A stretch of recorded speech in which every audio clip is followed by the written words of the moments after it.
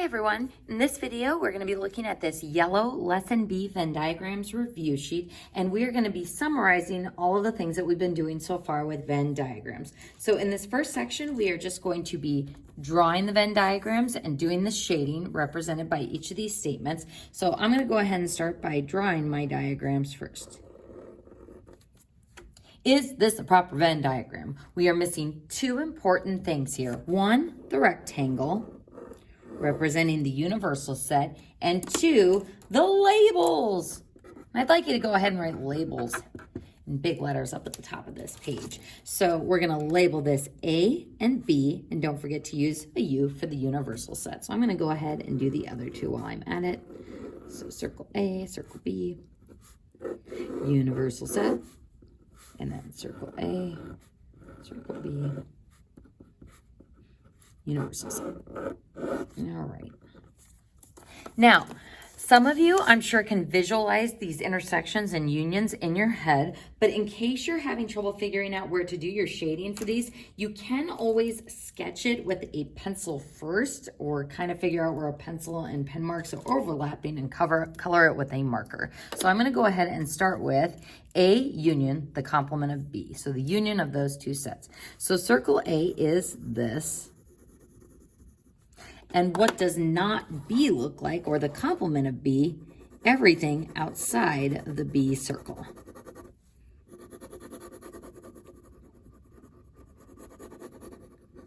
So then, if I want to union these two sets, I would color in everything covered by either the pen or the pencil. So I would color this,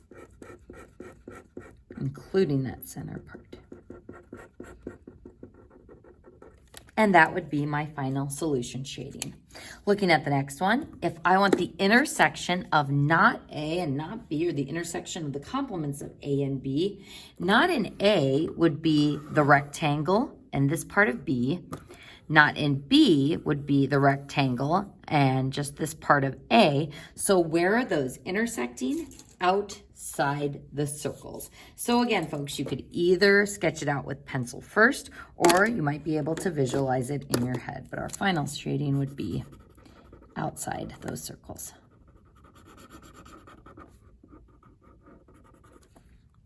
Looking at the next one. Now this has parentheses, so we are kind of going to use PEMDAS here. So starting with the intersection of A and B, which gives us this little section, and we are going to union that with the complement of B. So the complement of B is everything outside of circle B.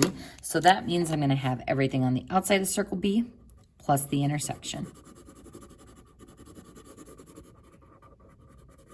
And that would be my shading. So folks, just make sure it's clear what your shading does or doesn't include. Using two colors is helpful, or using something really dark to do your final solution shading is helpful as well. Let's go ahead and look at the union rule next. So we've kind of been talking about the union rule as we've been doing some problem solving with Venn diagrams and filling them out just based on some information about the Venn diagram. So the union rule itself says that the number of elements in the union of two, I did a U instead of the union notation. And the union of two sets, A and B, is equal to the number of elements in set A plus the number of elements in set B, but we subtract the number of elements in the intersection of those two sets so that we aren't double counting. So folks, we're gonna go ahead and jump into this first example so we can see the union rule in action and visualize it with Venn diagrams. So I'm gonna go ahead and just draw a Venn diagram over here.